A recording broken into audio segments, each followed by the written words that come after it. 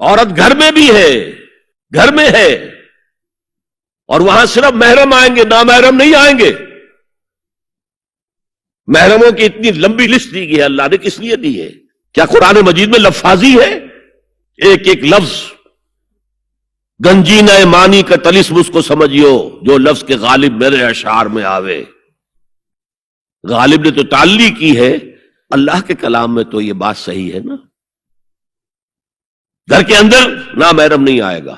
گھر میں اگر وہی ایک بیٹی تھی جو آپ نے اپنے داماد کو دے دی ہے اور کوئی اور بیٹی نہیں ہے تو داماد گھر میں آ سکتا ہے اور نہیں آ سکتا، سالی سے اس کا پردہ ہے، دیور سے بھابھی کا پردہ ہے، چچا زاد بھائی بہنوں کا پردہ ہے۔ چچا سے پردہ نہیں ہے، ماموں سے پردہ نہیں ہے، چچا زاد پردہ ہے، ماموں زاد پردہ ہے، خالہ زاد پردہ ہے، پھوپھی زاد پردہ ہے۔ یہ سارے احکام کس لیے دیے گئے؟ گھر کے اندر بھی ستر اور نگاہیں نیچی۔ مولانا حمید الدین فراہی نے ایک نکتہ بیان کیا کہ سورہ احزاب میں جو پردے کا بیان ہے وہ ہے گھر سے باہر کا پردہ۔ جب اے نبی کہہ دیجئے قل لازواجک و بناتک و نساء المؤمنین یدنین علیہن من جلابیبہن۔ جلباب کہتے تھے ایک بڑی چادر، کوئی عربوں کی تہذیب میں موجود تھی دو چیزیں۔ گھر میں ان کے ایک دوپٹہ ہوتا تھا جسے خمار کہتے تھے، خمار، خمرہن کا لفظ آیا ہے سورہ نور کے اندر۔ گھر سے باہر نکلتی ہوئی وہ اپنا پورا وجود ایک چادر میں لپیٹ لیتی تھی، لیکن چہرے کا پردہ نہیں تھا۔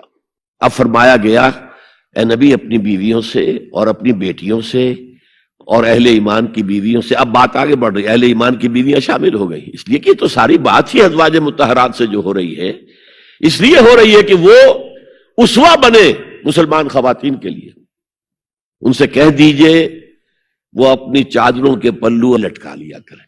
یہ جو گھونگھٹ کا تصور بعد میں ہوا ہے، اور اس میں بھی کیسے کیسے احکام دیے گئے۔